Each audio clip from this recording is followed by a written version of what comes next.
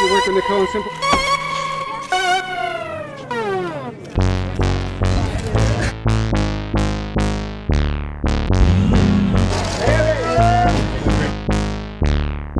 Paris Hilton, arguably one of the most famous socialites from the 2000s. At one point of history, it felt like everyone knew who Paris Hilton was, whether it was from her hit TV show, The Simple Life with Nicole Richie, or her iconic 2000s fashion that had everyone in a chokehold. Or perhaps you know Paris Hilton for a darker reason. I mean, a lot of Paris Hilton's life was filmed and televised, photographed, paparazzi'd for the whole world to see. Her most private moments were put on display for the whole world to make a mockery of. And these early 2000s tabloids did not go easy on her. I mean, all the world would see was Paris getting in trouble with the law, whether it be for cocaine, DUIs, hit and runs. It seemed like at one point the whole world had something to say about her, and she couldn't have any privacy for herself. So how exactly did Paris Hilton go from testifying in court admitting possession of cocaine to becoming a key advocate in pushing laws and legislation that will protect thousands of kids in foster care and other institutionalized systems that are abusing children? It all starts with Paris's story. When Paris was just 17, she was forcefully taken away to Provo Canyon School. Provo Canyon School is a private, for-profit institution promising the reform for troubled teens. During Paris's stay at Provo Canyon, she was emotionally, sexually, and physically abused by the staff.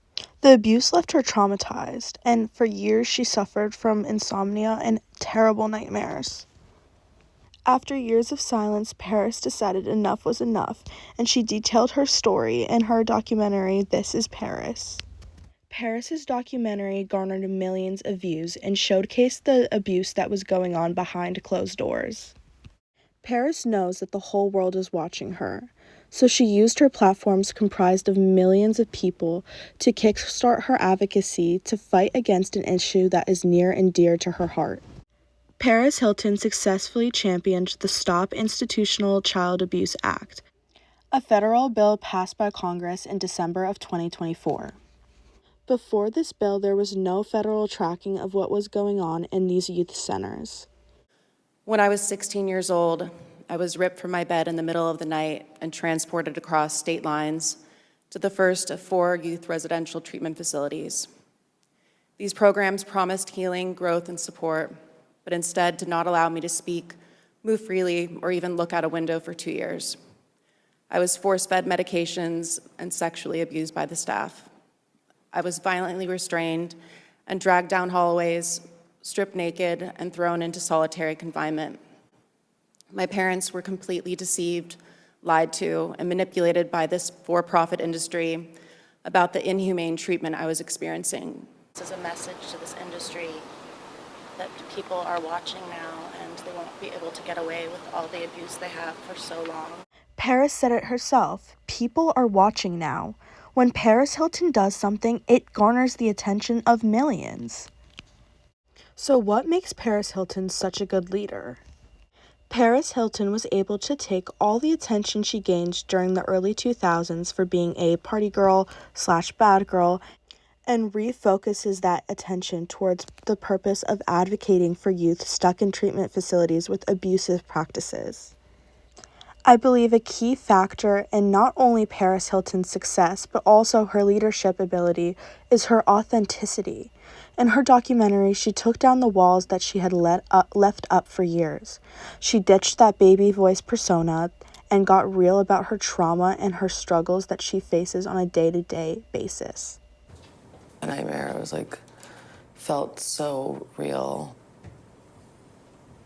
I was just screaming and crying and telling people, someone to help me, and then I just ran. Travel all around the world and I've seen nothing except hotel room, club, stores. I don't even know who I am sometimes. I'm always kind of putting on this, facade or just happy, perfect life. I know sharing this much on the internet must have felt very terrifying, but it was really important for Paris to build this level of trust because to the everyday person, she's just this elusive, huge A-list celebrity that we really don't know anything about. And opening up in this way and sharing these deeply personal things built this level of trust between her and the everyday person. This bond between the audience and Paris allowed there to be an emotional appeal between the two, making it so people felt compelled to stand behind Paris and her message. Paris is nowhere near done with her advocacy work, and I believe her story serves as an important reminder that sometimes the best way to bring people together is by getting personal and sharing a story.